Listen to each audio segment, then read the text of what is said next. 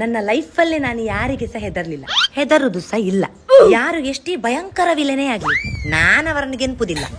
ಆದ್ರೆ ಯಾರಾದ್ರೂ ಬಂದು ನನ್ನ ಹತ್ರ ನಿಲ್ಲು, ನಿನ್ನ ಚಿಕ್ಕಮ್ಮನ ಹತ್ರ ಹೇಳ್ತಾನೆ ಅಂತ ಹೇಳಿದ್ರೆ ಸಾಕು, ಅಲ್ಲಿಗೆ ನನ್ನ ಆಂಟಿ ಬರೀ ಆಂಟಿ ಅಲ್ಲ, ಅವಳ ಇಡೀ ಸಿಸ್ಟಮ್. ಅರ್ಧ ರಾಕ್ಷಸಿ, ಅರ್ಧ ಲಾಯರ್, ಫುಲ್ ಟೈಮ್ ಜಡ್ಜ್. ಯಾರನ್ನು ಬೇಕಾದ್ರೂ ಮಂಗ ಮಾಡ್ಬೋದು, ಆದ್ರೆ ನನ್ನ ಆಂಟಿಯನ್ನು ಸಾಧ್ಯವೇ ಇಲ್ಲ. ನನ್ನ ಇಡೀ ಜೀವನದ ಕಂಟ್ರೋಲ್ ಅವಳ ಕೈಯಲ್ಲಿರುವುದು. ಅವಳು ಹೆಸರಿಗೆ ಮಾತ್ರ ಚಿಕ್ಕ ಅಮ್ಮ, ಮಾಡುದೆಲ್ಲ ದೊಡ್ಡಮ್ಮನಾಗಿ.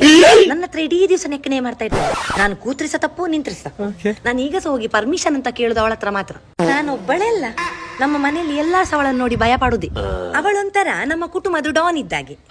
ಸೈಜ್ ಇಷ್ಟೇ ಆದ್ರೂ ಧೈರ್ಯ ಎಷ್ಟು. ಹೆಸರಿಗೆ ಮಾತ್ರ ಚಿಕ್ಕಮ್ಮ, ಆದ್ರೆ ಅವಳು ನನ್ನ ಮಮ್ಮಿಗಿಂತ ಸಹ ಜಾಸ್ತಿ. ನಂಗೆ ಒಮ್ಮೊಮ್ಮೆ ಅನ್ಸುದು ದೇವರಿಗೆ ಹೆಚ್ಚು ನಿಮಿಷ ಅಂಬರಪ್ಪಾಗಿದ ಅಂತ. ಅವರು ನನ್ನ ಚಿಕ್ಕಮ್ಮದ ಹೊಟ್ಟೆಯೊಳಗೆ ನನ್ನನ್ನು ಹಾಕುದು ಬಿಟ್ಟು ನನ್ನ ಮಮ್ಮಿ ಹೊಟ್ಟೆಯೊಳಗೆ ಹಾಕಿದ್ದಾರೆ. ಎಲ್ಲಿ ತನಕ ಹೇಳಿದ್ರೆ ನನ್ನ ಮಮ್ಮಿ ಸವಳಿಗೆ ಸಪೋರ್ಟು. ಆಕ್ಚುಲಿ ಅಲ್ಲಿ ಮ್ಯಾಟ್ರ್ ಉಂಟು. ಮಮ್ಮಿ ಮಿನಿ ನನ್ನ ಸಪೋರ್ಟ್ ತೆಗೆದ್ರೆ ನನ್ನ ಆಂಟಿ ತಿರುಗಿ ಬೀಳ್ತಾಳೆ. ನನ್ನ ಆಂಟಿದು ಒಂದು ಹೀಗೆ ನೋಡಿದ್ರೆ ಸಾಕು, ನನ್ನ ಮಮ್ಮಿ ಚಪ್ಪೆ. ನಮ್ಮ ಮನೆದು ಹೋಮ್ ಮಿನಿಸ್ಟರ್ ಬಂದು ನನ್ನ ಆಂಟಿ.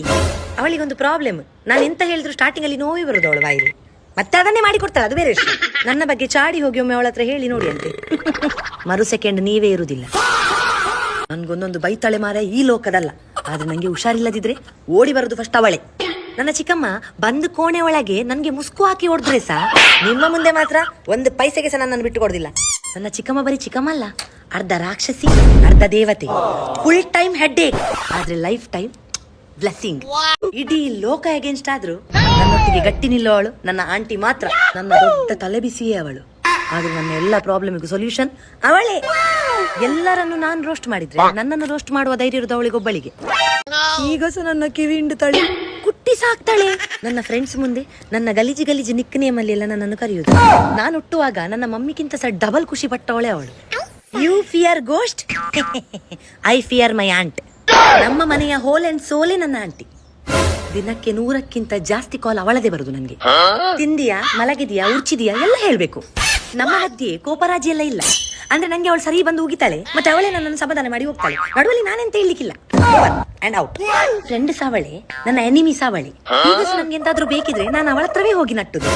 ಒಂದು ರೆಬಲ್ ಆಗಿ ನಾನು ಎಂತ ಸಹ ಫೇಸ್ ಮಾಡ್ತೇನೆ.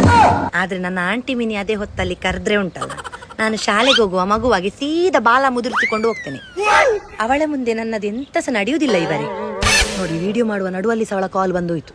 ಇಡೀ ಲೋಕದಲ್ಲಿ ನಾನು ತಲೆಬಾಗುವ ಒಂದೇ ಒಂದು ವ್ಯಕ್ತಿ ಅಂತ ಹೇಳಿದ್ರೆ ಅದು ಅವಳೇ.